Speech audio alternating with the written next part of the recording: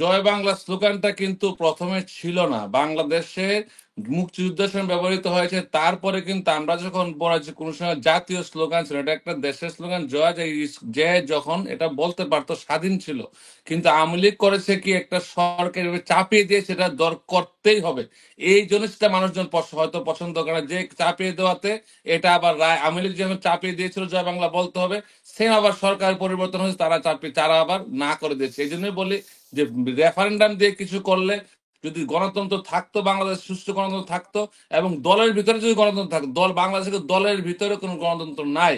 যেমন আমরা এখানে বসে আছি আমেরিকায় বসে, আমরা বাইডেনকে সমালোচনা করতে পারছি, কিন্তু বাংলাদেশে একটা দলের যে কর্মীরা তার নেতা সম্পর্কে কোনো সমালোচনা করতে পারবে না। এখনো কি পারে কি না আই ডোন্ট নো।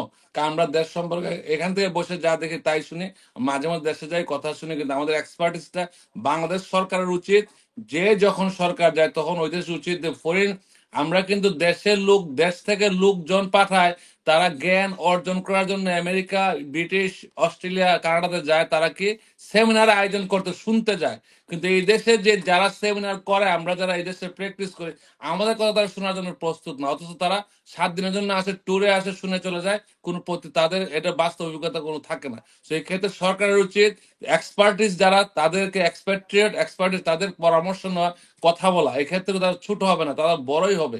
স্যার, যে জিনিসটা আমি বলতেছি, আপনাকে প্রথমে বললাম, এখনো বলছি, জয় বাংলা স্লোগানটা আওয়ামী লীগ যখন সরকারি ভাবে চালু করে দিয়েছে, তখনই একটা গ্রুপ মনে করেছে আমরা কেন সরকারের কথা বলবো। এটা কিন্তু অনেকে আগে ব্যবহার করতো, কিন্তু সরকারি চালু করাতে আরেক বল মনে করে সরকারি, আওয়ামী লীগের স্লোগান মনে করে সরকারি স্লোগান, তারাও বন্ধ করে দিয়েছে। এই ক্ষেত্রে এইরকমই চলতে থাকে বাংলাদেশটা। আমি মনে করি প্রতিহিংসার রাজনীতি, প্রতিহিংসায় চলতেছে, এগুলো থেকে বের হয়ে আসতে হবে।